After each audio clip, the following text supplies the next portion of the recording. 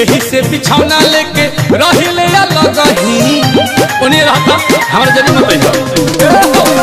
हो गेला राजा रोजे सुते के संगही एही से बिछौना लेके रहिले लगही हे कोई लखना द्वार पर अपने ही चार गो धक्का के बरस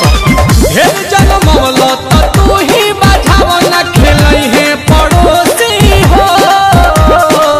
पैदा करे के जिम्मा तो हर बात बोला के पोसी हो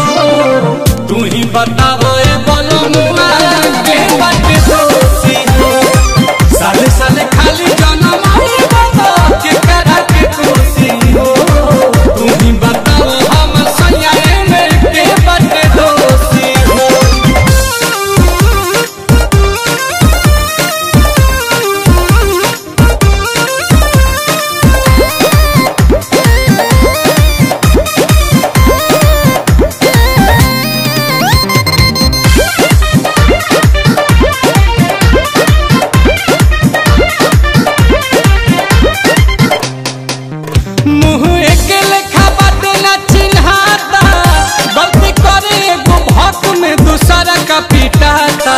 दुल्हन के रंग रूप वेशभूषा एक लेखा भइल बा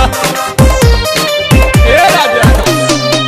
की होई छोटा काटा रात भर न सोते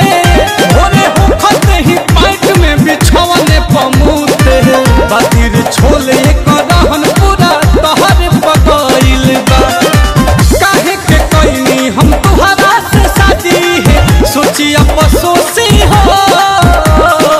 पैदा करे के जिम्मा तो हर बात बोल के पोसी हो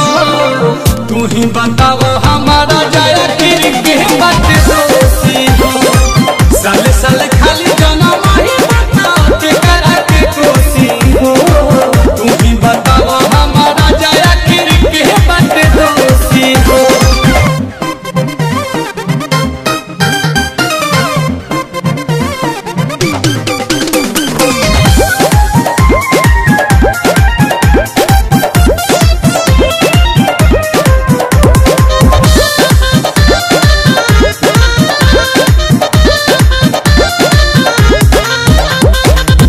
घरे रहता मरद के कल्याण के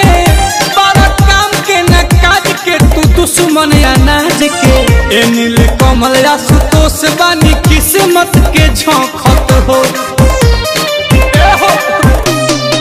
कि एगो माने ता तू सारा का चिल्लाला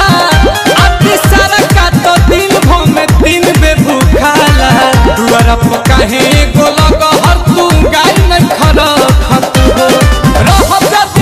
के पियावे में बिजी तक खाना परोसी हो पैदा करे के जिम्मा तो हर बात बोला के पोसी हो तू ही बताओ ए बलमुआ के बात दोषी हो साले साले खाली जन्म आई बाबा के करा के कोसी हो तू ही बताओ हम सयाए में के बात दोषी हो आज के बाद 3 गो तहार 2 गो हमार।